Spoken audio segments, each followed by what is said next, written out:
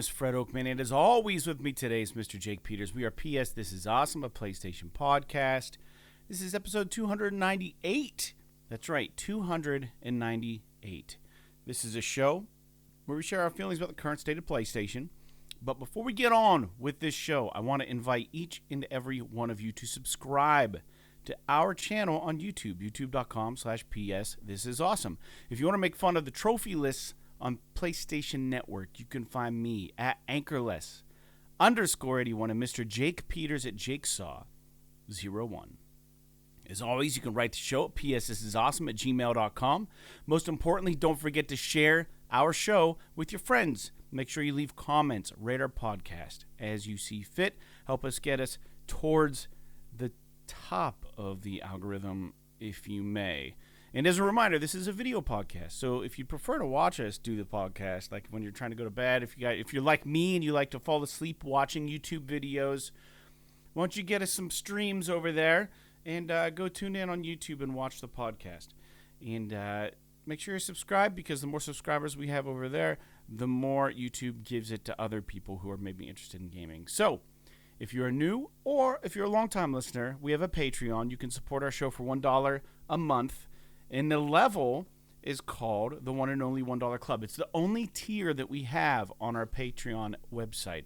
So if you want to be a patron and support our show, it does go a long ways. We appreciate it. Our goal is to get a lot of people just giving us $1, right? That's it's almost like a Ponzi scheme in a way. Anyways, it's not really. I'm just kidding. This is a sticker we will mail you if you sign up to that.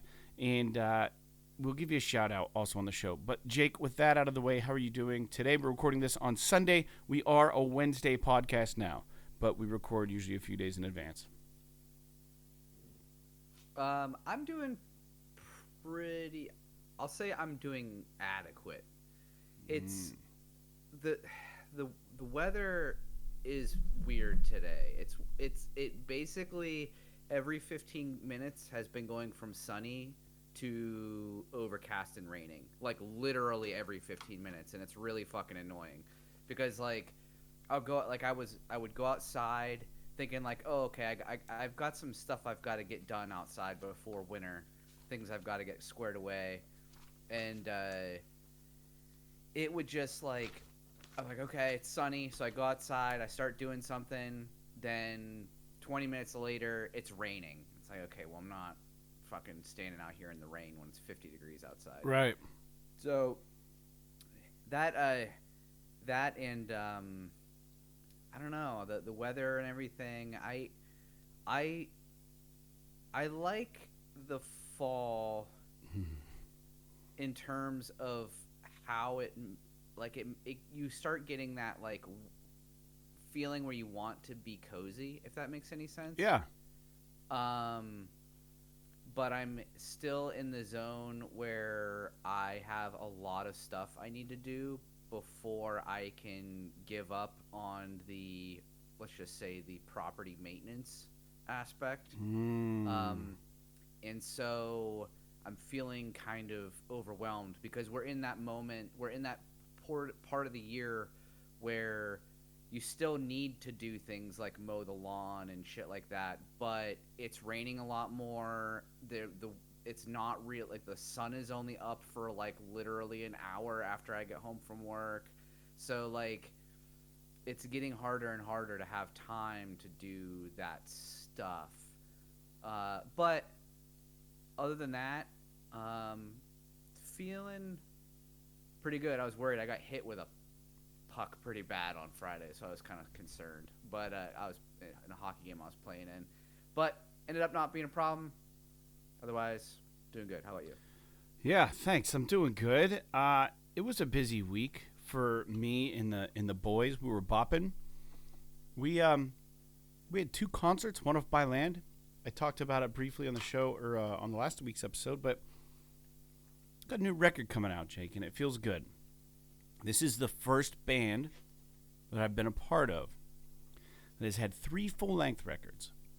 And it feels nice to like step back and look at the merch table and see 3 full-lengths, 2 t-shirt designs, and although we only have 1 shirt left of the Panther design, but it's nice. You feel some vinyl records. I'm feeling kind of accomplished with that band right now. So we had a show Friday. Played with a band in Pittsburgh called Off With Their Heads, and another band out of Seattle called Dead Bars, and our friends in a Pittsburgh band called Danvers had us, and we did open the night. Danvers orchestrated this set, or this show, and actually sing backup vocals on a Danvers song on their latest record, but or a guest vocal spot. But so we were charged with kind of getting the crowd fired up and getting the night rolling, which we were all fine with. We're just happy to be able to play a sold-out show in Pittsburgh. So it was a fun time. And we did bring our CDs, our new CDs. I know a lot of people don't buy CDs, but we did break our release date by offering CDs for sale at these two shows. And we sold a couple, so that's good. So it's kind of like a, hey, thanks for coming out and supporting our band. You're at this really cool show. And then we played Saturday, and we did the same thing. And Saturday was fun. We were at this like biker bar called Jacks Are Wild in Mercer. And we played, and we did very well, and everyone seemed to have a good time. Caught up with some old friends. There was this one guy who played in a band a long time ago named Outclassed, and his name's Bill. And I literally hadn't seen Bill in like 15 years. We used to play shows together on my band and his band, but like he obviously quit playing shows, and like he's moved on in life. But I'm still doing it, you know. And he showed up, and he was like, "Wow, dude, I haven't seen you in like 15 years." So it's kind of cool. It was a good time to see everybody, and I had a nice weekend. I'm trying to think if anything else of significance has happened since the last show, and I really don't think there has been. I went to Ollie's, and I found some G.I. Joe Hiss tanks on sale for $12.99 a piece. I picked up two of them. I think I picked up one, as I picked up two a while back, but they still had them, and they retail for like $35 or $40 on Walmart. So Ollie's just had this big toy buyout, so I mean I can't say no to buying a few G.I. Joe tanks. But yeah, nothing incredibly awesome going on. I'm working on a Zeppelin for my Cursed City board game, because the main characters apparently are floating over this cursed city that's, they're trying to rid this city of Radikar, who's like this wolf vampire guy who's plagued the city. And like, as a board game, you're probably wondering, like, how are these guys getting into and out of the city? Well, the story goes that they have a Zeppelin that's kind of like not good enough to get him out, but good enough to keep him afloat. And there's like this Zeppelin flyer, this guy, and he's like the commandeer of this Zeppelin. So it's you don't need a Zeppelin for the board game, but I'm going totally in on everything. So I'm 3D printing this fucking Zeppelin, and it's coming along really well, and it's all finally pieced together. It took me about 2.5 weeks to print all the little pieces for it. It took a long time. So I'm stoked that the Zeppelin is now pretty much all primed, and it's not assembled yet. You got to paint it and then assemble, and then yeah. So that's kind of been my 3D printing gig for the last couple weeks. Just working on this really cool. It's actually a Goblin Zeppelin, but it's gonna be converted for like the heroes for this game. So it's kind of cool. But yeah, nothing else is going on, man. And I'm trying to think if there's. My guitar kept going out of tune on Saturday, and I don't know. I probably just need to get it like set up a little better. But I got the guitar for free a long time ago, so I'm surprised it's lasted this long. But it did. It kept getting thrown out. I was using an Ernie Ball, I think just regular Ernie Ball slinky strings on it, and not my go-to guitar string, but it seemed to work okay. But when I was playing, it was getting thrown out of tune. And they weren't like brand new strings. Like I had used them previously and had tuned them and stuff. But yeah, man, it just, I don't know. Maybe it's time for a new electric guitar. I have that Epiphone Les Paul. I want to get different pickups in and have it kind of rewired back up and set up. and I might go that route next before I buy a new guitar. I don't know. Yeah, that's it, man. That was my week. That was my weekend. And I was streaming a little bit just before the show today, and we'll get to that in a second. But so I guess what we're gonna do is talk about games we're playing. I thought that I was at the tail end of the Cyberpunk Phantom Liberty DLC, which I'm still playing, and I have no reservations or anything about this, anything I said about it already. My opinion has not changed. It's still freaking fantastic. I love it. It's so good. And I thought I was getting towards the tail end of the DLC, so I did stream a little bit today, and One Black Talon tuned in, and he was sending me some questions and stuff. We'll get to the one question he had. I didn't know the answer. I took a guess, but we'll get to that in a little bit. But I'm playing Cyberpunk 2077, Phantom Liberty. Dude, this game is so good. Like, if you don't know what to play, and you're out there and you're listening to this, and you're like, I can't afford a new game, the DLC is like $30, or maybe it's $39.99. I think it's $39.99. But if you already have Cyberpunk 2077, I am telling you, it is worth a play. It's 100% worth a play. It's really good. The app voice, everything's so fucking cool about it. Anyways, that's all I got. I'm not going to say anything else about it because it'll spoil the game. So it's good. That's all. Jake, what about you? Excuse me. That's a good game. So I am obviously still playing some Starfield, whatever. Don't have to talk about that anymore. But actually, I checked out Forza Motorsport, which came out last week, which is Xbox's, let's say, answer to Gran Turismo. It's not quite as old as Gran Turismo, obviously, but I played it, and I played like the first intro series or whatever. Obviously, I played like the tutorial stuff, and then like the intro like racing series that they have. This game is basically just like I know people that are in the nitty gritty of this would take this the wrong way. From a layman's perspective, this game is a clone of Gran Turismo. And so I have no strong feelings one way or another. I think Gran Turismo is better. The AI is better. The way that the cars feel when you drive is better. The VR experience is way better than anything you could ever have on a flat screen. Yeah. And the one thing I will say, though, that Forza has that I wish Gran Turismo had, and the Gran Turismo hardcore sim guys are going to be like, that's fucking stupid, I don't know why you would want that. Forza has this rewind mechanic where, like, if you are, sim racers are by design very unforgiving. So, like, if you are in like a 20-minute race and you fuck up one turn and go flying off the track, like, or miss your braking marker or something, like, you just lost the whole race and you got to start all over, basically. And but Forza has this rewind mechanic where you can actually back up so far and continue where you left off. All right. To kind of give it another shot, which is kind of cool. But I can understand why people might not want that. And you can actually, like, if you are in the higher difficulty modes, it turns that off. Okay. So it's only in, like, the lower difficulty modes that you have it.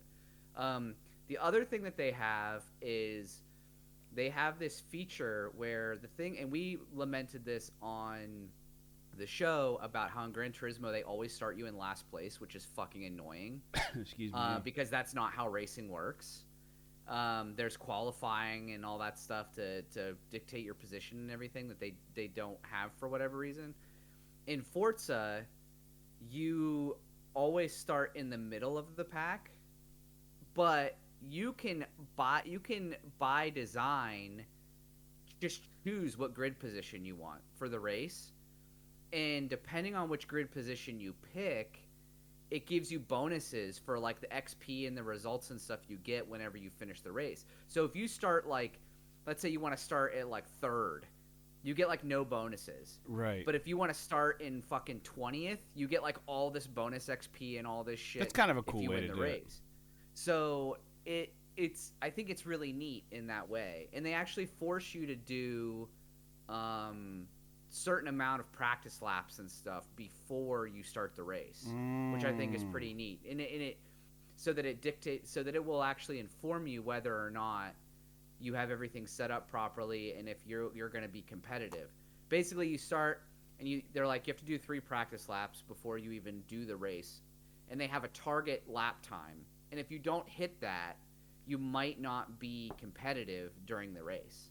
So it's kind of a neat little thing where it's like, okay, well, if I'm not hitting this, maybe I need to adjust something in my setup or adjust my difficulty level or whatever.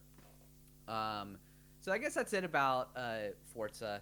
It's cool. I like I said, I mean, basically everything that I said is I only played it for a couple hours, so it's not like I really have a lot of experience with it. Right. But so far, I generally think Gran Turismo is a better experience, but I can understand why people don't like all of the live servicey shit that Gran Turismo brought into play. But as a casual, I prefer the Gran Turismo experience. All right. Anyway, so the last thing is that I just decided on a whim to replay Alan Wake. That's not a whim. You've been talking about it for 3 weeks. Well, I haven't been. I've been saying for 3 weeks that I'm not going to play it. Yeah. Fair enough. I got you. So I just decided that I want to play it because it's short enough, and so I started that. I'm about halfway through it. Man, I forgot how fucking awesome this game is. Yeah, it's so good. It's so good. And I know some people complain about the combat. I think the combat is awesome. I think it feels dope whenever you like they do this like really great. The game has this really great tactile feedback when you like kill these Taken with your revolver. It's so I don't know how to describe it. It's very crunchy feeling. I don't know. It's awesome. But I will say the game's kind of hard. Yeah, it is. It's not easy.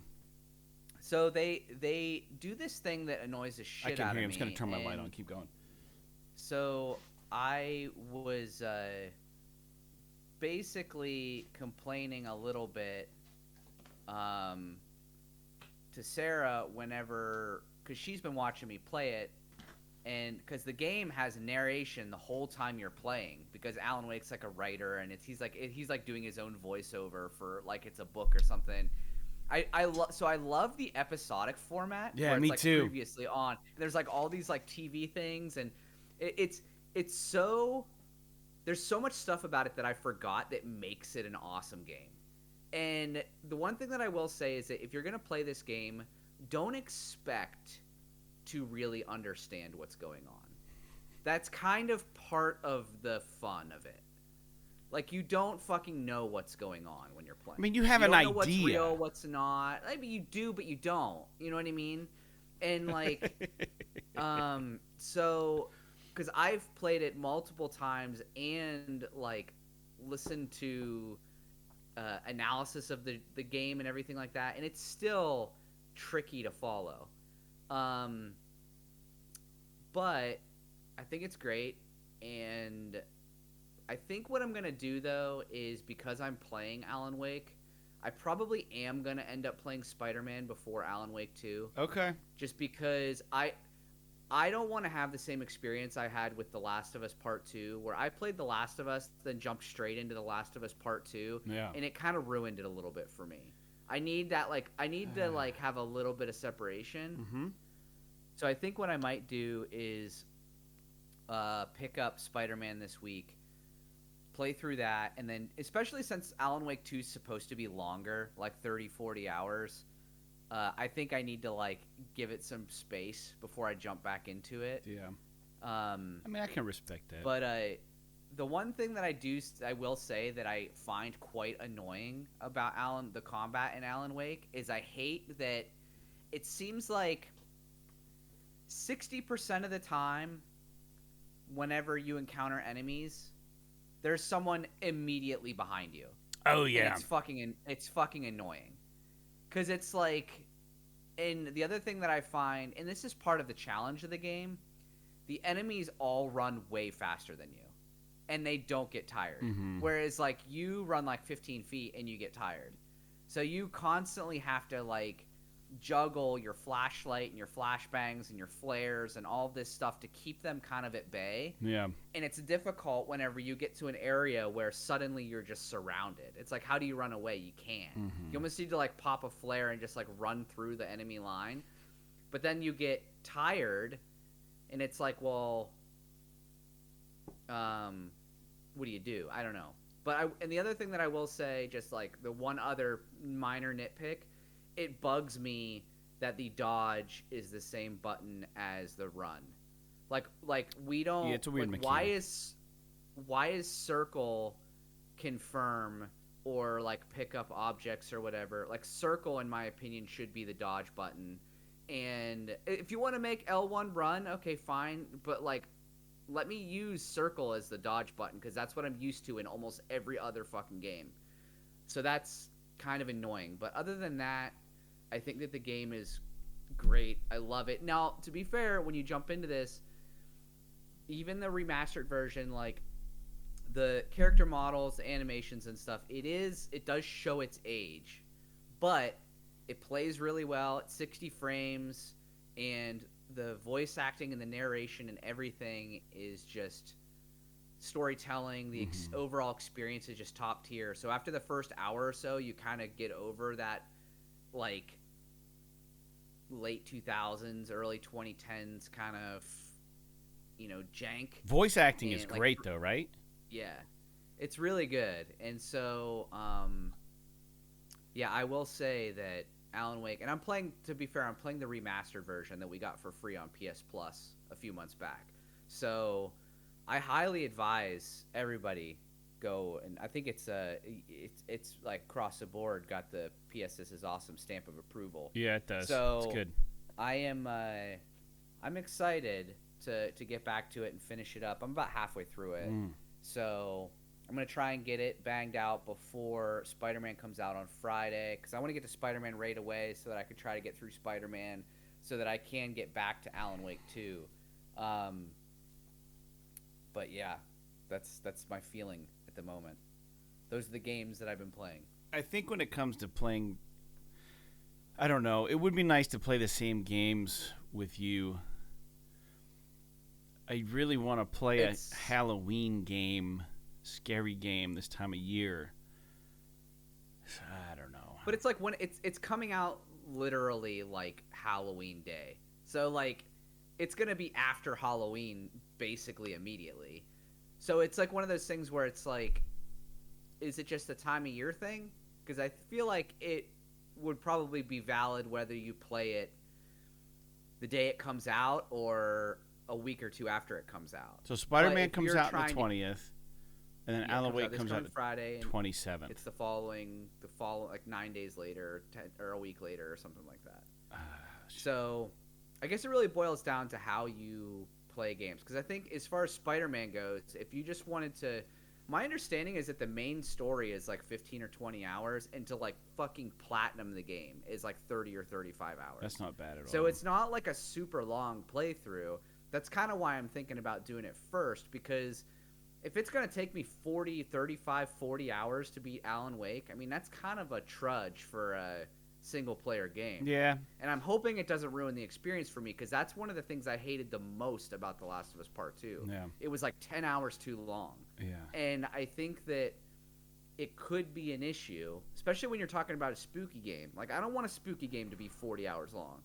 I want a spooky game to be like a tight 15, 20 hours, like a Resident Evil or something. So, because you get fatigued. Like, why is Alien Isolation 30 hours long? It's too long. It's too much. So I'm a little bit concerned about that, but we'll see how it pans out with the reviews and stuff. But as of right now, I'm excited to play it. Yeah, I agree. Yeah. All right, well, maybe that's what I'll do. Maybe we'll play Spider-Man together. because like it's a no-brainer. Obviously, we're gonna get it and play it. We'll just keep the spoilers at bay and just talk about the game. Maybe generally interesting, man. But yeah, so that's. I don't know. I got some thinking to do on that. I'm really excited for, but they're both essentially single-player story games, so I don't think I'll have an issue playing Spider-Man. I just hope that they don't do like tie-ins from like other content. I mean, obviously it's comic book related, right? But I hope that like they don't presume that I know shit about the Spider-Man universe. Like, just make it an all-inclusive. You know what I mean? Like, it's okay. I played the first one. I can follow. But yeah, I don't know. We'll see. We'll see how it goes. We did Miles Morales. That was good. Anyways, let's move on. Every show we talk about listener feedback. And what I want to say is we didn't have a whole lot of feedback. In fact, the only feedback that I'm aware of that we got came during my stream this morning. Or this before the show. So we're recording this on Sunday. And again, if you're a patron of the show, you can get early access to these podcasts. Typically, we don't promise it, but it is one of the perks of being a patron. So, again, if you want early access to the show, you can sign up to Patreon, be a patron of the show for $1 a month, and you can write us and ask us questions on our Patreon website. But if you don't want to, tune into a stream on YouTube like One Black Talon did, or go ahead and just shoot us a comment on one of our podcast episodes, wherever you may want to. One Black Talon asked, how many bikes does Jake have? And is he talking about motorcycles, yes. I assume? So I told... 5. 5? All right. I guessed 4. I said you just got a cruiser recently, so I didn't know how many bikes you actually had. I guess 4. So, I have a Suzuki DR650 Dual Sport. I have a Suzuki RM125 dirt bike. I have a Suzuki VL 1500 Intruder, which is a big cruiser that Sarah and I ride together. Then I have a Yamaha R3, like little sport bike, and then I just got a Kawasaki ZX6R, like track only bike that I just got like a month or two ago. So yeah, I'm rolling deep in fucking motorcycles right now. Although they're all cheap. Like I don't have any motorcycles that are expensive. But I was talking to my dad about this recently. I was like, I've got too many motorcycles. I need to. I don't really want to get rid of them, but like I should probably get rid of some. He's like, do you need the money, or is there any reason why? And I was like, not really. And he's like, then just keep them. Which I thought was kind of weird that my dad was like, yeah, just fuck it. Advocating keep all 5 of for your you, motorcycles for your collection. So the only one that I'm like still like actively considering selling is my R3, because it's just kind of redundant because I only rode it on track anyway. But now that I have the ZX6, I don't really need the R3 anymore. But we'll see. If I sell it, it won't be till next year. We'll just have to see. It's kind of it's a neat little bike, but I don't know. But yeah, I like motorcycles. If you didn't know, it's like what fucking most of my money gets spent on. If I'm being completely honest. One Black Talon knew, and he wanted to know how much do you like motorcycles? So yeah, you like motorcycles 5. You have 5. Yeah. Very good, man. Very good. But yeah, when I stream, I don't usually talk on the stream, and I was corresponding with One Black Talon through the comments in the live stream. And the reason is that my mic setup is really bad. I have this headset that has a mic on it, but then the little volume thing is where the mic is. You know, they have the mic thing on the cords. And you click volume up, volume down, whatever. Apparently that's where the mic is, and then the front half of the volume up, volume down thing somehow fell off. I don't know why. So then I used electric tape to wrap around the cord because I didn't want like the exposed wires. And I apparently like muted my microphone somehow permanently by doing this. So I have no way when I'm gaming with headphones to communicate, and I don't like just like talking into my controller. It's weird. So I don't know. I would like to have a nicer streaming setup because I could see myself doing it for the listeners who are curious to like jump on and watch what I'm playing or like have like some real-time conversations with some of you guys. But like I also can't because YouTube saves those videos. So like if my voice sounds like shit and someone stumbles on our channel and they see a live stream where my voice sounds like it's a terrible recording, they're like, yeah, these guys aren't for real. And then they just won't check out our shit. So I'm communicating with people through the YouTube app, through the text, and don't take offense, I guess, if I'm not talking to you. I don't even really do much commentary when I play live. I'm just playing. And if you guys want to chime in right on there, you can. And then I will see it, and we can chat that way. But anyways, every show we talk about PlayStation news. This show will be no different. And we get most of our news stories from pushsquare.com. They're a great website. I don't even think they're based in the States. I think they're based where? In the UK. UK? Yeah, it's a UK site. They do a really bang-up job with their website and the news that they have. So if you ever wonder where we're getting our news, we don't break it. We don't find it ourselves. Usually we just go through and find the articles that look really interesting to us. And there's always a ton of articles, and then we kind of talk about them. But so today it's going to be a relatively shorter show probably. I've got 6 news points I wanted to go over, and maybe Jake has 1 or 2 that he would like to bring up. But the first one is not PlayStation exclusive, but news that Microsoft apparently did close out the Activision Blizzard King deal. Is this accurate? Did this I think it happened because this is the way the news article read.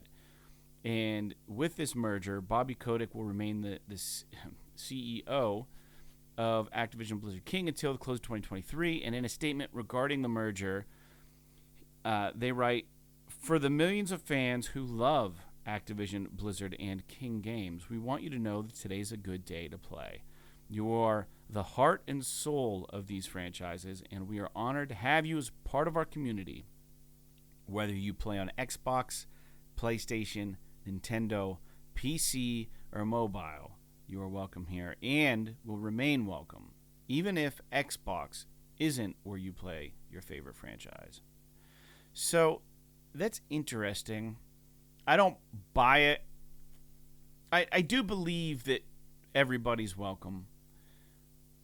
But I also don't believe that the majority of these games moving forward are all going to be cross-platform.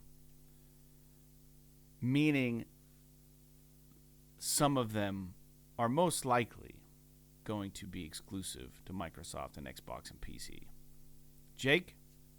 I think only Call of Duty is come out to say they've only come out and said Call of Duty will be cross-platform. Right. Everything else could be exclusive. Yeah, it also may not be, though. We don't know. It also may not be. It could very well be that, I don't know, Diablo 5 is exclusive to Xbox. Yeah, could happen. But what's going to be a problem, and I don't know anything about the specifics of the arrangement or whatever, but things like feature parity. Like, for example, it could be now that the best, like the newest season or the newest update or the newest expansion of Diablo 3 or Diablo 4 comes out 3 months, 6 months on Xbox before it comes out on PlayStation. Or, right, you know, maybe map packs come for Overwatch come out early than they do on Xbox than they do on PlayStation. Now, I'm not positive, I think Call of Duty might have to maintain feature parity between everybody in order for for the next 10 years, but I'm not positive on that. So, I don't know. Is this a big deal? Yes. Does it affect me? Not really. Mostly because I have both platforms, so if I need to, I could play. And to be honest with you, I've always enjoyed the Call of Duty campaigns, So one of the things that I think is kind of cool about this is that if they put all the Call of Duty games on Game Pass, I can go back and play all the campaigns that I missed, which is kind of neat. Because I'm not going to play any of the multiplayer. It's just not for me. But I'm not going to lie. I have a hard time feeling good about this. And I don't necessarily mean it as a PlayStation gamer so much as like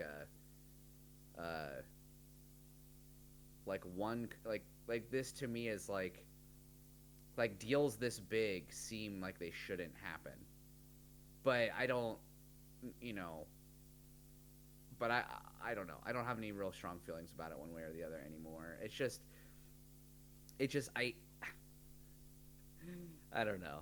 I just hate all of the like branding and everything. It's just like welcome to the family and all this kind of shit, and like I hate all of the like just BS like we don't care where you play, blah blah blah blah blah blah blah, and it's for a fucking fact that they're just angling for the most money possible. They wouldn't be doing this if they didn't care. Yeah, so if that means that they yank fucking Overwatch from PlayStation, you better believe they're gonna do that in 2 seconds. So I don't know. It's not so much the deal that bugs me, so much as all the messaging surrounding it. All the bullshit they're weaving around it. Yeah, it's. I feel the same way, man. I don't like it. I would literally. Sorry to cut you off, but I would literally rather Phil Spencer come out and be like, "It's ours now, bitch. Fuck you," than have him be like, "We love everybody. Gamers are awesome. We're not going to do anything to harm the gamers," and then like literally 6 days later be like, yeah, this is exclusive, that's exclusive, oh, that's not exclusive, but maybe later it'll be exclusive, and like, I don't know. At least when Sony does it, they're just like, it's exclusive, or it's not exclusive. Like, historically, they've said one way or another, straight away, what it's gonna be. Well, like, when they bought Bungie, everyone was all worried, but they came out literally when they announced the deal and was like, Bungie will maintain their cross-platform releasing. Yeah. So, I don't know. Well, it's like when he writes, whether you play on Xbox, PlayStation, Nintendo, PC, or mobile, you are welcome here and will remain welcome, even if Xbox isn't where you play your favorite franchise. That's just them saying, if you want to keep playing on PlayStation 5, we're cool with that. You're still welcome to buy an Xbox. That's all they're fucking saying. They're not saying like you're going to be able to play their fucking games on on the console of your choice. They're just saying you're still welcome here. We're not saying that we're closing the door on you. You're welcome to come over. Like, we'll have you. Like, that's all that fucking says. If you really, it says whether you play on Xbox, PlayStation, Nintendo, PC, or mobile, you are welcome here and will remain welcome, even if Xbox isn't where you play your favorite franchise. That doesn't say anything other than we're not going to stop you from buying an Xbox. That's all that fucking means. But it sounds pretty, and it is. It's worded very nicely, I guess, from a PR standpoint. But yeah, they're just gonna fucking troll. You know what's gonna happen, and I don't even care. I am at the point though, like if we get to a point where there are games only available on Xbox, I'm going to have to make, not the switch, but I'm going to have to make the move to pick up an Xbox. And I will. I mean, and this is what they want. You know what I mean? This is why they're doing this. And I don't know. Yeah, dude, honestly, like I will admit firsthand that the Xbox Series S for $300 is such a steal. For like literally to have a Series S in Game Pass for just the, let's say, 3 to 5 games a year that are on Xbox that I want to play. You know, it's a steal. Yeah. And I bet you could probably even find one secondhand or during Black Friday, or like they might have a Black Friday. Like, I'm not even kidding. They might have a Black Friday sale where a Series S is $200. Yeah, they probably will. And if that's the case, just fucking buy it, because as much as I'm, I prefer to play on PlayStation. I love my PlayStation. I prefer the DualShock over the Xbox controller.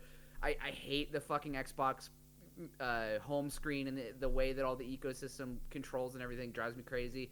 But for whatever it is, like it's basically the same price as PS Plus. So I don't know, $120 a year or something like that.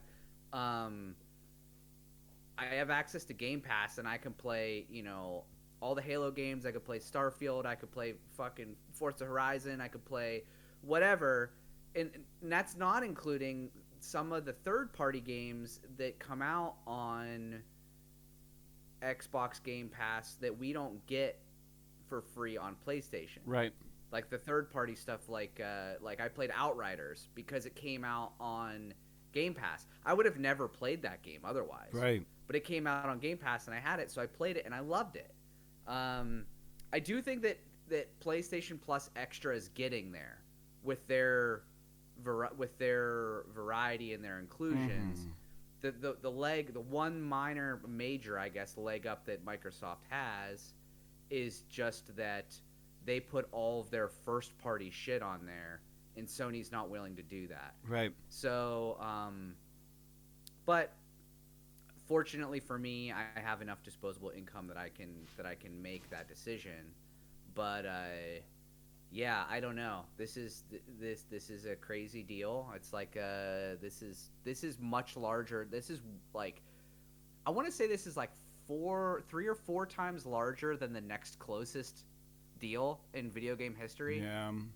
I think it was like when like Take-Two bought Zynga or something like that. It was like $18 or $20 million or something, or $1 billion or something. Yeah, I don't know. So this is crazy.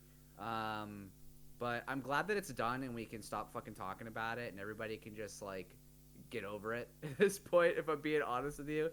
Yeah, I don't know. No, I'm with you. Yeah, I mean, I never thought the day would come where I'm like, man, maybe I will just get an Xbox. And it's not my fanboyism. I don't want to have another console. Like, I don't want to have to pay for another subscription service. I don't want to have to worry about another controller breaking on me from another system. Or, like, I don't have to worry about, like, how do I hook both these up to my TV? Like, you know what I mean? Like, I think I have enough HDMI inputs. But it's just like, man, I just don't want the excess shit. But if I'm forced to do it because games that I want to play are only available there, I'm going to have to do it. You know, and this is Microsoft twisting everybody's arm a little bit, and I can just see them in the backfield behind the curtain, with the Blues Traveler video, where, like, you know, the handsome band is on stage playing, but in the back you have, like, Blues Traveler, all these old dudes who are, like, not visually, like, conventionally attractive. I can just see, like, you know, Kodak and company behind the curtain just being like, it's happening. Like, you know, this is fucking working. It's gonna, you know, it's happening. And, like, they're giving us this dog and pony show on stage where, like, it's like everything's gonna be fine. You know, you're welcome. You know, everybody's welcome and all this stuff. But in the backfield, you know, they've got this fucking atom bomb they're putting together, and it's like there is more method to this madness than I think that we really have been able to comprehend. And I know that Game Pass does not make them money. I understand this. But if they can convert people, you know, if they can convert people and they have the fucking games because they bought the companies that make the games, and Sony, you know, I'm not fucking talk about Naughty Dog again on an episode, but, like, you know, Sony is very specific about what they're doing, and Sony's great, man. Their first-party games, I argue, not even arguably, I think are hands down proven to be where the fucking gaming's at. But, like, you know, you get your Tomb Raiders, you get your Fallouts, you get your Diablos, you get your fucking whatever. You know, and granted, they got their Starfield now. You know, we don't get that, so get these things, and they start putting the wall up, and they're saying, well, in order to play these, you got to come our way.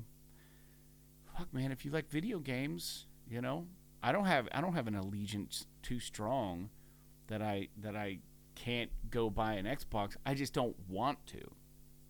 And it's not because I'm allegiance. Like, I have my PlayStation controller. I got one sitting over here. I got one sitting here. DualShock 4s. I have 3 DualSense 5s, like, I love the controller. And I know the Xbox controllers have gone a long way, Jake. And I know you say you prefer, I think, did you say you prefer the Xbox controller over the PlayStation controller at this point? No, I just said that I prefer the.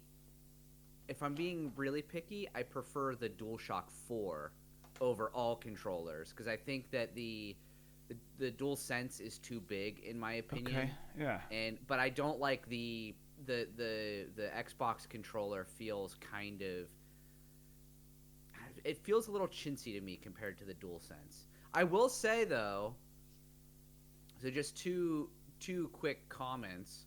One is that the Xbox controller. Mm-hmm. This is not even fucking. This is not hyperbole. It lasts 10 times longer than the DualSense. Yeah, it doesn't have all those battery life goes. All the extra shit to it. Yeah, so like that's kind of nice.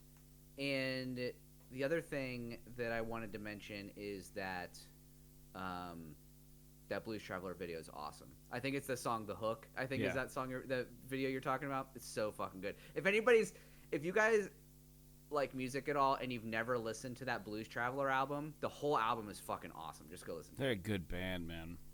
Yeah. They're so good. That's a great title, too, for a song. All right, well, let's get to the next news point. Now, this one is PlayStation exclusive news. And this kind of came out of nowhere. But, I'm good with it. I don't know. I'm not going to buy it until I have to. But the PS5 Slim has been revealed and announced. And the console will launch November of 2023 in the U.S. and later to other countries. It's smaller. And there is an attachable disk drive, which can be purchased separately. They say this version of the console is about a 30% reduction in size, and the panels are quartered, so the snap-on covers are quartered rather than bisected. So there's 4 instead of 2, and the digital version of the PS5 Slim will retail at $449 in the U.S., and the disc version will be retailing at $499.99 in the U.S. Now, Sony's aim is to not replace their current SKUs of the console, which means when they sell out of the current PlayStation 5s, they're not going to replenish that stock. Like, those are done, and they're going to just move forward with the Slim versions. So if you wanted a fat boy, you better go get one, because and I did read that you're still going to be able to upgrade the SSD internally as you can with the current version. So the big overhaul is just the digital version now has the option to attach a disk drive to it. And Jake, I put a little picture on this news article. I don't know if you can see it, but it's actually pretty smart, and this is why they quartered the panels so that you can just pull off the panel and replace the panel for the CD, the disk drive. What's really odd, though, about these new SKUs is that the horizontal stand will come with the console, but if you want to stand this bad boy upright, for an additional $29.99, you have to purchase the vertical stand separately. I don't know, man. I think purchase it, and it's a weird stand. It's like this big metal ring thing that has a plastic thing, but the way that they're utilizing I'd be real curious to see how easy it is to attach this disk drive. It's a really cool idea. So essentially, I don't know if they put a price on the disk drive, though. Do you know if there's a price on the disk drive? I have the blog post open. Let me see here if I can. I mean, one would have. Yes. $80. Oh, so if you buy the digital and then you buy the disk drive, you're spending more than what it would cost just to buy the disk drive version. I don't. Right. I mean, that's probably by design, though. I mean. Yeah. So here's the question: Do you think the disc version is the digital, but it just includes this stuff already mounted? Yeah, definitely. So why don't you just buy a ton of the disc versions, pull the disc drives off, and sell them for like $70? And then, you know what I mean? Like, you could rip the system off that way. I mean, you wouldn't have the replacement cover. You'd have to buy the blanking plate to cover, you know, what you removed, and then I don't know. I mean, I think you'd be hard pressed to make money doing that. To game the system that way. I will say that, dude, I've got beef with whoever is fucking driving the visual design at Sony these days. Because while this new Slim console does, in my opinion, look better than the OG PS5. Yeah. They've toned down the freaking, you know, that whole popped collar look that it had. Like the fins and everything are smaller. It's like sleeker. I actually think that like the break in the side panels like adds kind of a design flair to it that I really like. And there's like a bevel on the front that I think makes it look kind of neat. But they had to go and ruin it with this fucking like silver ring of a vertical stand. Why? Like, it literally doesn't fit the design aesthetic of this console at all. Like, just give me the fucking black plastic stand that I had before.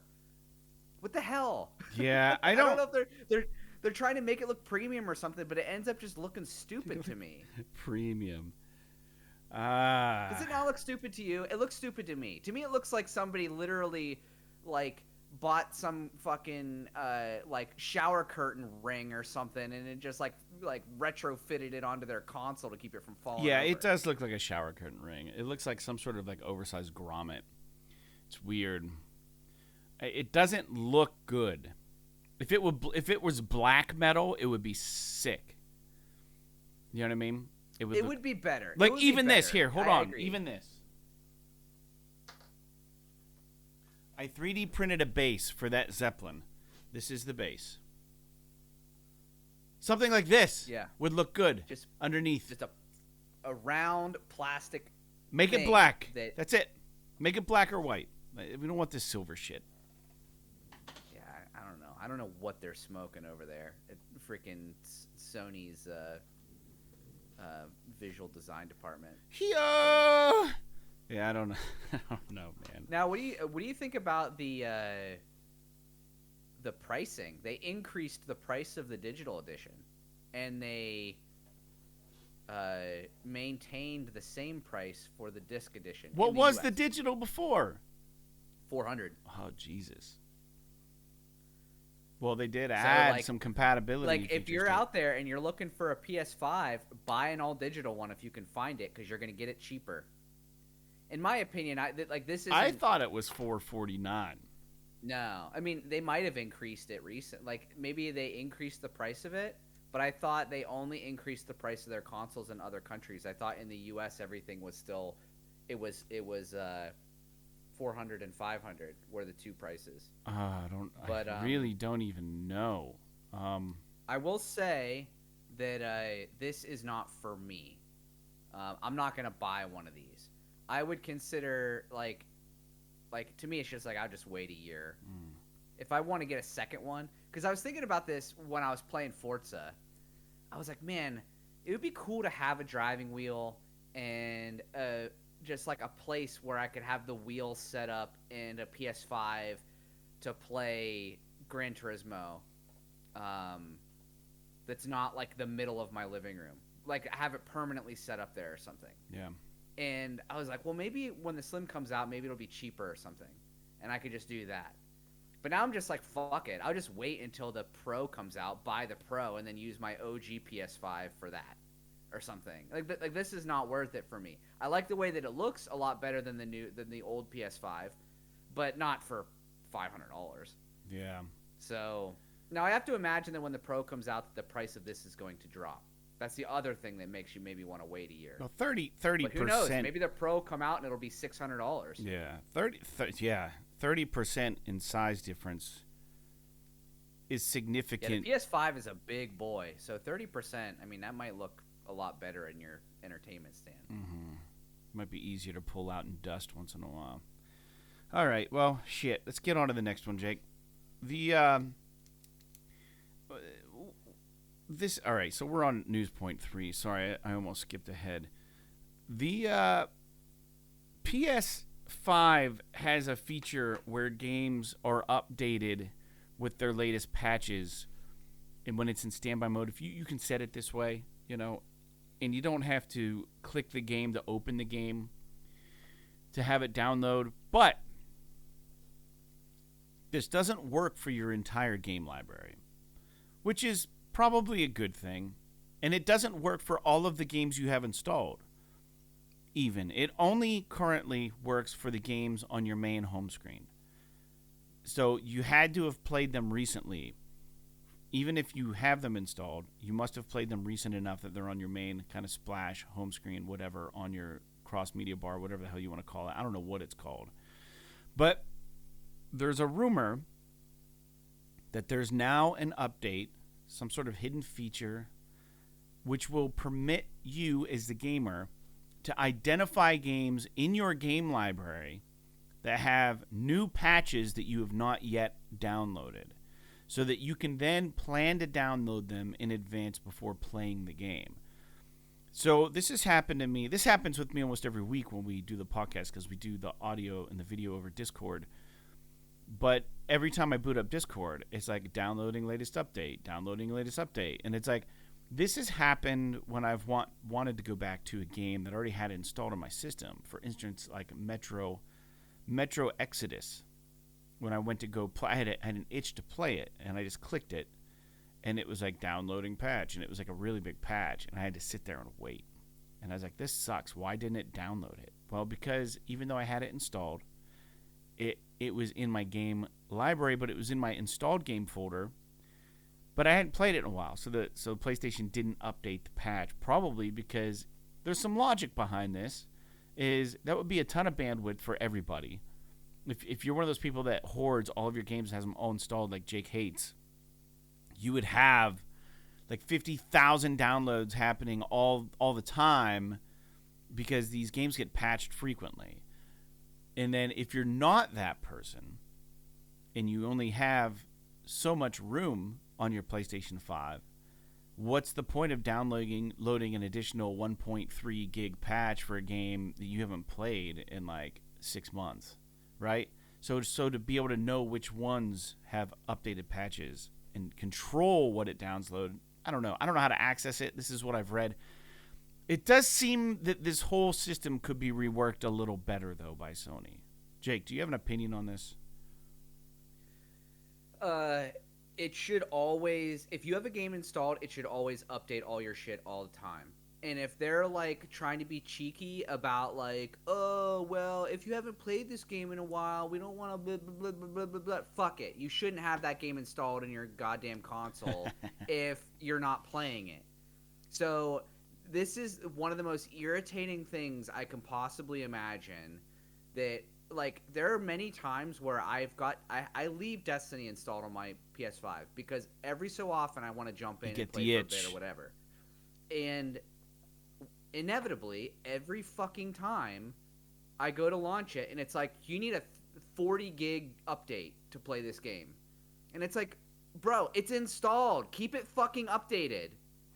I don't care that I haven't played it in 6 months. The whole point of keeping it installed is so that you can play it when you want to. Yeah, right. Yeah, not like, if that was the case, I would just uninstall it when I don't want to play it, and I would just download the whole fucking thing, patch and all, whenever I want to play it.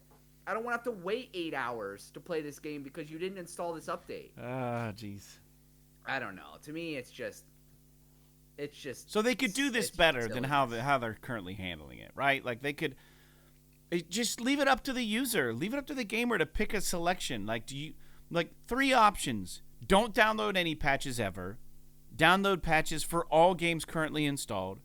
Or give the user to select manually what games they want patches to update for.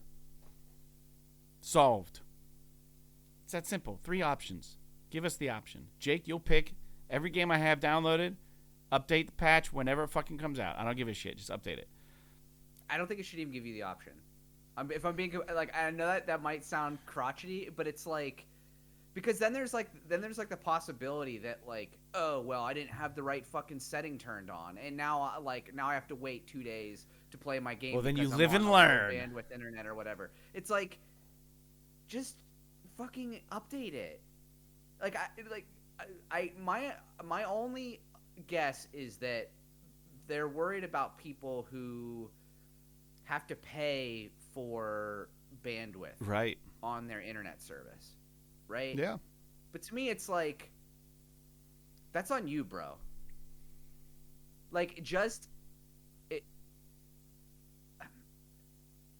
I'll meet you halfway, and I would say that yes, giving you the option of opting out of updates for certain games should be an option for you.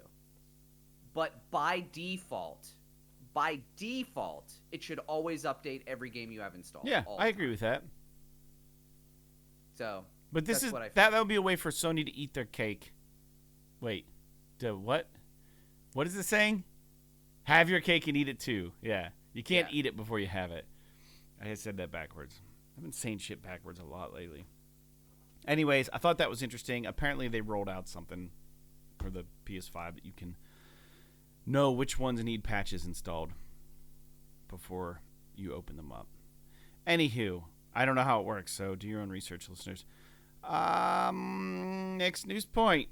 This is the one I almost jumped to early. We're seeing a digital takeover, Jake. You knew this was going to happen. You're not a physical media person, although I do like physical media. Our band is selling CDs, and we're selling them, which is awesome. I think people have a want for physical media. Anyways, au contraire, says Best Buy. If you're a collector of Blu-rays, DVDs, you may want to get in sooner than you realize, because Best Buy has announced they are doing away with physical Blu-rays and DVDs. However, after kind of being questioned and being addressed, they did say that they have no plans to stop selling boxed video games. So we're not quite there in the video game world yet. I think there's just too much money in that whole, I don't know, that whole genre of entertainment. What is your take on this, Jake? Do you think it's obviously it makes more sense for Best Buy? They can downsize their big ass stores, so they don't got to carry all those fucking, racks and racks and racks of movies anymore. But this makes me wonder: are we going to see a huge Best Buy sale on movies and Blu-rays soon? Probably. Well, maybe not. I don't know. I imagine at some point they're going to want to cut over, and they're going to have all that shit in a bargain bin. Mm-hmm. But I don't know, man. I have a feeling that like they're not. I guarantee you, if Sony or Microsoft could take the PR hit, they would tomorrow eliminate all physical games. Do you think it's just a PR hit that they would have to take? They don't make any money on them. Well, they make money on them, obviously, but they don't make nearly as much money as they do on the digital versions. They've got to split it with shipping companies. They've got to split it with fucking retailers. They've got to split all this shit, and they charge the same price for it. So if they could get away with cutting them out tomorrow, I believe wholeheartedly that they would do it. Mm. So I don't think that this has anything to do, like the reason why we have physical games still has more to do with consumer feedback than it does with actual money, business. What businesses would want to do. I think what we have is some very heavy lobbying from distribution centers. Probably. Saying we need to keep our people's jobs. We're making tons of money because you're paying us tons of money to distribute your games to all these fucking stores. If you're not doing this anymore, then we're out a fuck ton of money. So let's just keep it rolling. So I wonder what the pricing echelon or the pricing cascade looks like from these big distributors that handle game distribution. Like, are they are they making less and less year after year because they have to keep lowering their price to make it affordable or make it still appetizing for these video game companies? Or are they raising their prices because shit's getting harder? I wonder. If I had to guess, I'd say that the retailers are making probably less and less money on these games, and they're really only doing it for, like, GameStop has an incentive because of the used game market. But the other thing is, I think Sony, the only other thing I could think of that would be, let's just talk specifically Sony here. The only thing I could think of that would be a reason why Sony would be interested in this, in keeping this alive at all, is because retailers, like, let's say Spider-Man 2 comes out. Yeah. They've got a known quantity of how many they're going to sell based on how many retailers are going to buy. So regardless of whether or not the consumer buys one, Walmart's going to come over and they're going to just right off the rip buy 1 million copies of Spider-Man. Oh, yeah. More than that. So it's like, that's the thing, is that's like guaranteed income for Sony, even though it's at a slightly less price than selling it digitally. So I get that part of it, but I don't know. I think that it's one of those things where I don't begrudge people wanting to collect their physical games or whatever, even though you're just basically collecting plastic at this point because the games aren't hardly on the disc anymore. But it's going away. So it's better. It would be better for you as a physical game enthusiast to prepare yourself mentally for the future, because I would not be shocked at all if in 2028, when the new consoles come out, they are digital only. All of them. So, dude, freaking PC has been digital only for literally 15 years. Oh, nice. It's just consoles that are doing this. Yeah, you're right. So, I mean, here's the thing, though. It's like, if there's money to be made somewhere, until they're taking a loss on these, they're going to still do it. They are, though. They are taking a loss. That's the point. I don't know. I mean, they're making more money on digital than physical, but I think they're still making money on physical game sales. Well, sure, they're still making money, but if you're comparing how much they make versus digital versus physical, right?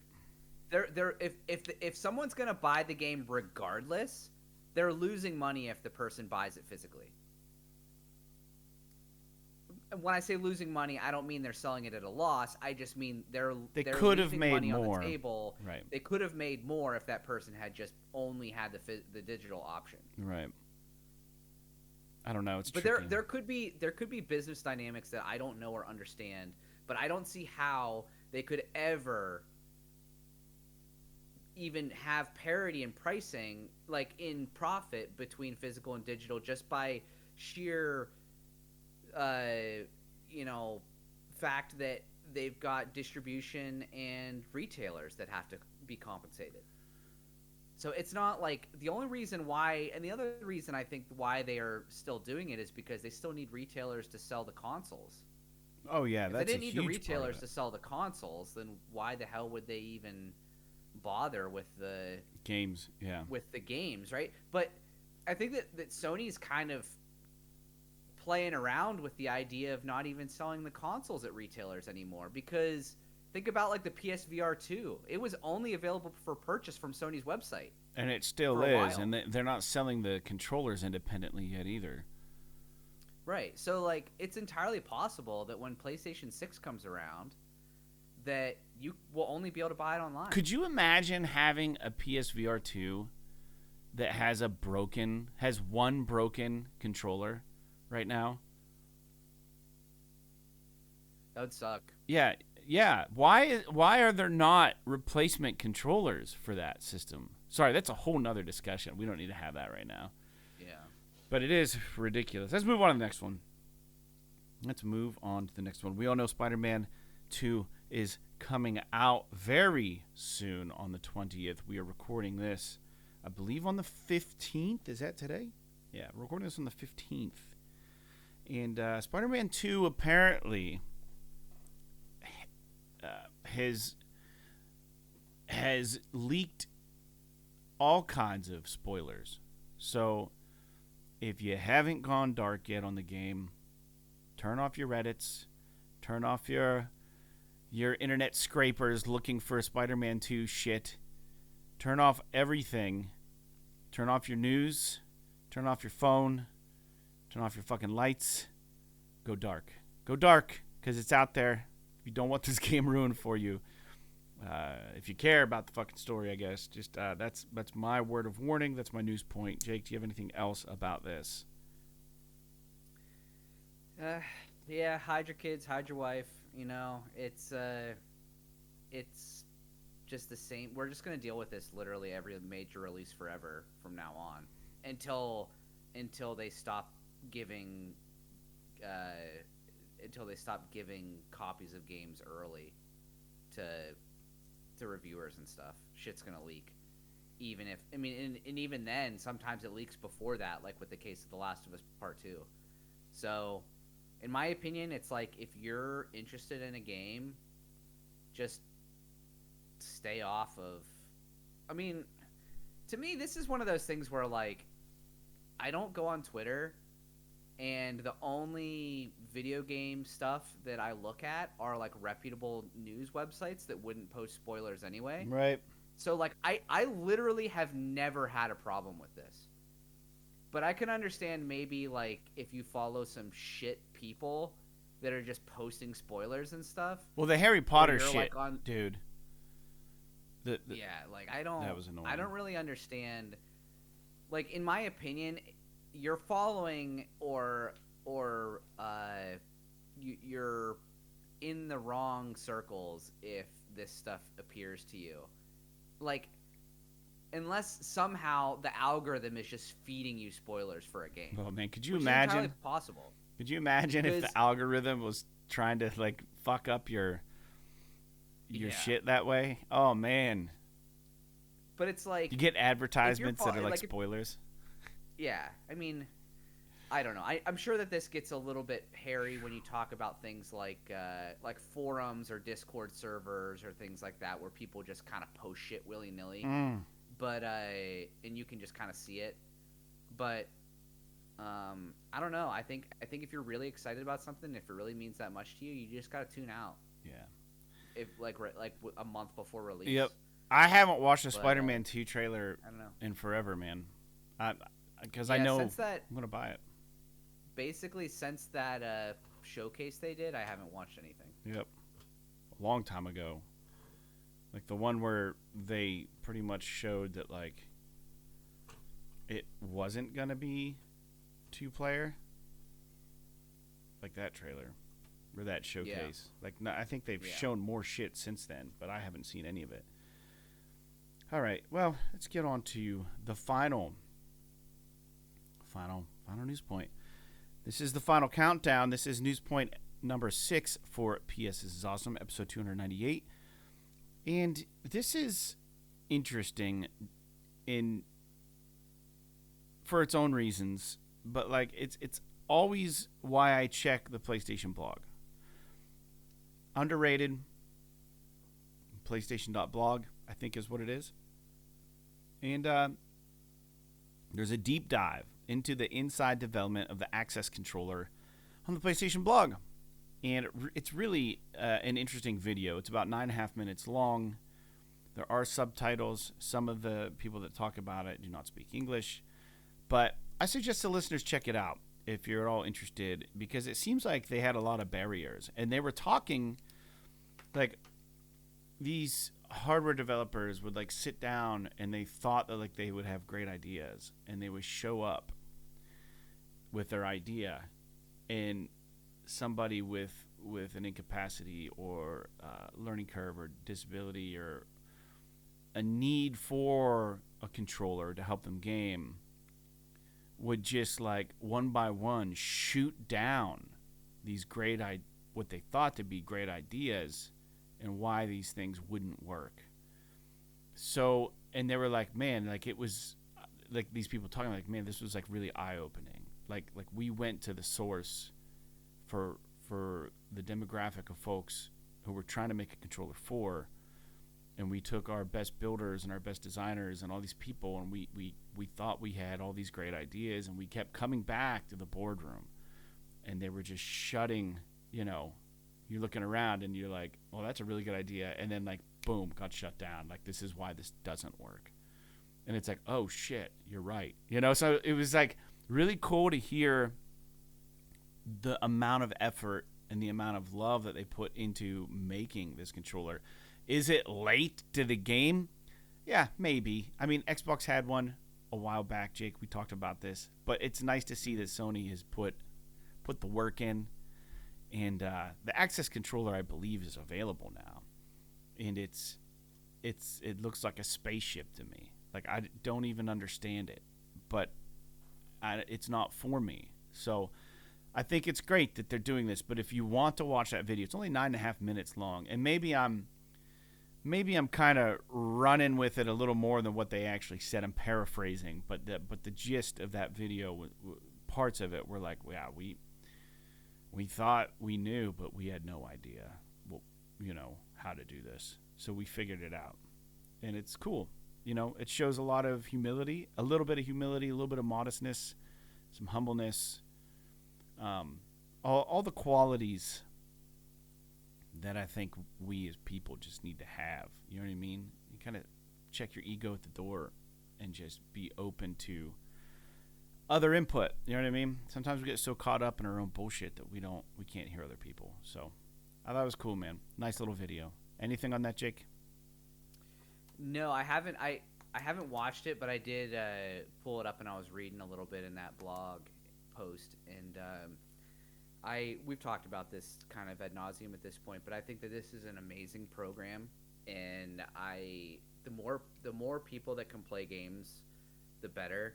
And I think that Sony has been doing a really good job over the last so many years of doing software accessibility options. Mm-hmm. Like, I know that like The Last of Us Part 2 was really lauded for its accessibility options in the software front, but now to pair that, and like all of their games have a lot of accessibility options. I think even God of War had a lot of shit and everything, but now to be able to pair that with a controller for people who physically can't play games the way that the rest of us do, I think that that's really cool. I love the idea of being able to just customize the shit out of this thing to be able to play however you want, be able to use multiple controllers at the same time for a single input, or like, it's just like it seems like they really are making it so that you can almost do whatever you want to make a controller. Yeah. And for this console, and that's really neat. And I hope that at some point, I don't know if they would want to do this because maybe it might be seen as a little bit, and maybe it might not be seen in the right way, but I would love to see like a video maybe a year from now that's like some case studies on how this controller was used by certain individuals, because I have to imagine that it's going to be used in some pretty interesting ways. And I would love to see how gamers are able to use this to overcome the physical hurdles of gaming. Yeah. Which a lot of people don't think about because it's, you're just sitting on your couch playing a fucking game. Well, some people can't do that. Right. And so I think that this is a really neat thing. Yeah. Yeah, no, I agree. I think it's really cool. And I think it's also cool, not to piggyback off that, but it's just another thought I have when you're saying that, is like the ability of eye tracking and what that means for gaming is kind of cool also. If they can get it to a point where it becomes even more functional than just like in the VR headset. Well, every show, Jake, we go over the new games, and we did pull this list. And this is a list of the new games coming. We're getting into the thick of shit with October, and this is exciting. There's some good games here. So the 16th, Monday of October, SpongeBob, The Cosmic Shake. Tuesday the 17th, we're getting a Boy and His Blob Retro Collection. We're getting Ape Escape Academy, IQ Final, Skull Island Rise of Kong, Sonic Superstars, Soul Calibur Broken Destiny, which I think people will be stoked on, Tekken 6, which I think Jake is going to be meh about, but still kind of secretly excited about, the Caligula Effect 2, and Wizard with a Gun. October 18th, which will be Wednesday, Hellboy, Web of Word, Kona 2, Broom, I didn't know they were making a Kona 2 game, Slender, The Arrival, Thursday the 19th, Agatha Christie, Murder on the Orient Express, Animal Hospital, Endless Dungeon, Gargoyles Remastered, Hot Wheels Unleashed 2 Turbocharged, Inescapable, No Rules, No Rescue, The Seventh Guest VR is coming to PSVR 2 on Thursday, and then The Gap on PS5. And Friday, the big one, October 20th, Marvel Spider-Man 2 will be dropping on PS5, Tennis on Court on PSVR 2, and Warm Snow, which is a really terrible title because all I think about is yellow snow when they say warm snow. I don't know why, but that's what my brain does when I hear the title Warm Snow. But yeah, so that's about it for the new games coming out. Jake, anything there that strikes your fancy outside of Marvel Spider-Man? So I'm super happy that Spider-Man is only a PS5 game and it's not backwards compatible. It's not like a PS4 game as well, because hopefully that means this game is going to be a truly next-gen experience. But you'd mentioned Tekken 6. That's an old game. Oh, so I don't know if this is a port, because Tekken 8 is the new one that's coming out. Yeah. So I don't know if this is like a port. So that's kind of interesting. But yeah, obviously Spider-Man is going to be the one that everybody's excited about. Basically, I don't honestly even know why anybody else is even releasing a game this week. Yeah. On PlayStation. Seventh Guest VR looks like it could be good. That's like the old school adventure game, right? That they're porting forward. I don't know if it's a port or it might just be they've remade it for VR. Could be. Yeah, I guess I don't know. But that's neat. Well, dude, I really got to take a leak. So can we close this out pretty quick? I got that's fine. Nothing to say at the end of the show. So usually we go on, sometimes talk about shit. Sometimes we don't. But I don't have anything else to add except I'm excited for Spider-Man. I'm excited for Alan Wake 2. I had a nice little weekend with some gigs. If you guys want to pre-order the One Up by Land record, vinyl, or CD, or digital, or whatever, go to oneupbyland.bandcamp.com. And make sure you subscribe to this show, too. That's the important one. But if you like the rock and roll music, we got that going on. All right, Jake, are you good? You got any last wishes for we'll talk to our listeners one more time before Halloween. Yep. No, I'm good. All right, cool. So, like Game Dev Story, Ghost Runner, and Genshin Impact. P.S. This is awesome. This is awesome.